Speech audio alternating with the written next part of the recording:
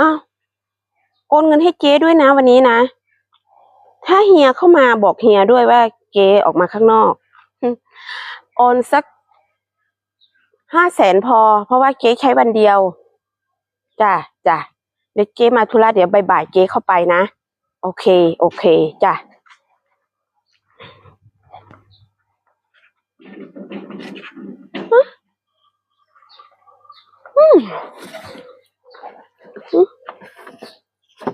เป็นผัวกูบ่ดิ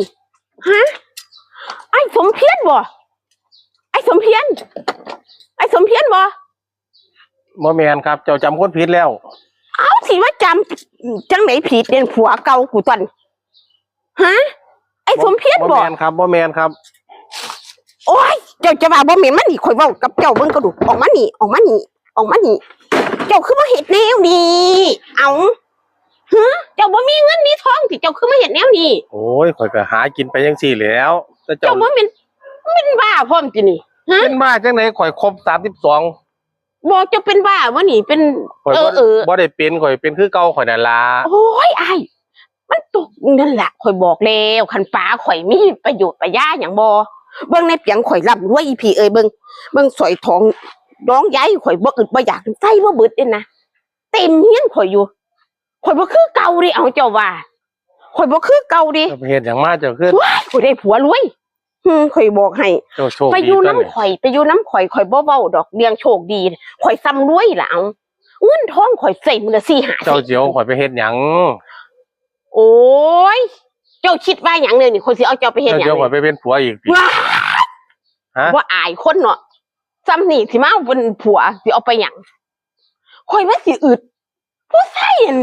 ได้เสียข่อยนี่ว้ายร่างกายรถดีกำย้ำคือหยังนี่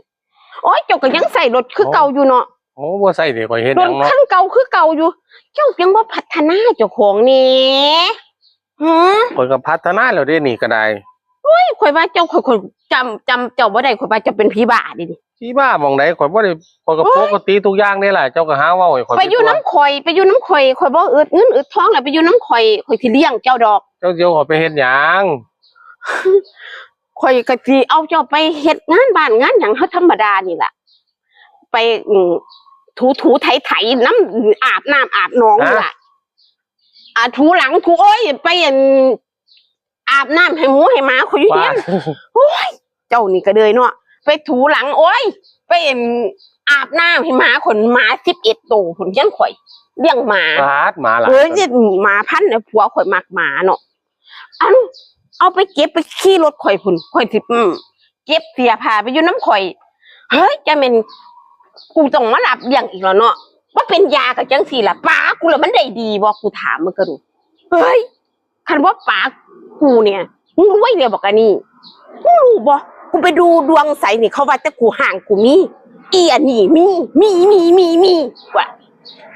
มึงน่ะบุญวาสนาบ่ถึงกูไปเก็บของขึ้นรถเฮ้ยมันหลับ